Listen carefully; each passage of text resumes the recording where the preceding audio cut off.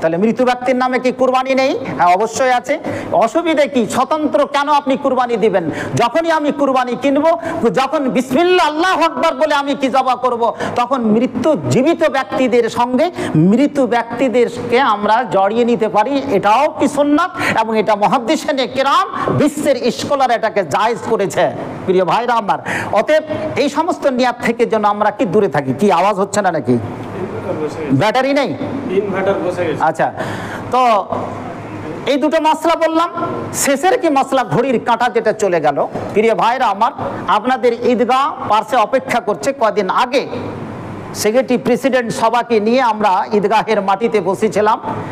যেহেতু কতগুলো এজেন্ডাকে দিয়ে তিনি মিটিং ডেকেছিলেন, কথাটা হচ্ছে যে ঈদগাহের মাঠে মেয়েদেরকে আনা যায় কি যায় না, শেষ পর্যন্ত আমরা সেখানে সিদ্ধান্ত আসতে পারিনি।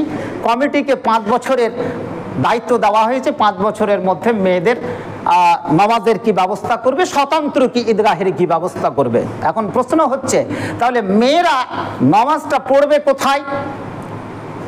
এই একটা প্রশ্ন। এতদিন 5 বছর যাবত বা বিগত দিনে কি যারা কি নামাজ পড়লো, তাহলে ওই নামাজগুলো কি হবে? প্রিয় ভাইরা আমার, একটা ফেতনা কিন্তু আমাদের জগতে কি দেখা দিয়েছে। মেয়েরা, পুরুষেরা যেমন কি পুরুষের এমামতি করতে পারে,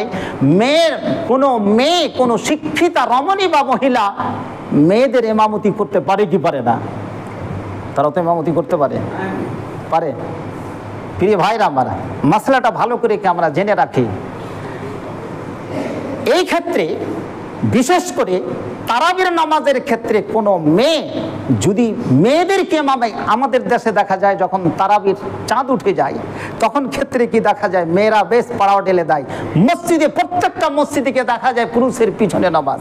আল্লাহ রসুলের যুগে, খলিফাদের যুগে, সাহাবীদের যুগে মসজিদে নববীতে মেয়েরা বিশেষ করে কি পুরুষের পিছনে নামাজ পড়েছে। সে তদন্ত্র আজ থেকে 1,500 বছরকার আগেকার কথা বলছি। কিন্তু সেই যুগ থেকে বর্তমান যুগ পর্যন্ত সেটাকে কম্পেয়ার করা যাবে, সেই ব্যাপারটা কি ভাবুন। কিন্তু সেই ব্যবস্থা তো আমরা করতে পারিনি। তাহলে মেয়েরা আজকে কোথায় নামাজ পড়তে পারে? যতগুলো কিছু তাবি আজকে বর্ণনা করেছেন যে তারাবির নামাজ যদি মেয়েরা কি ইমামতি করতে পারে, তাহলে ঈদের নামাজে কি মেয়েরা ইমামতি কেন করতে পারবে না? অবশ্যই পারবে। তার দলিল আপনাকে দিচ্ছি।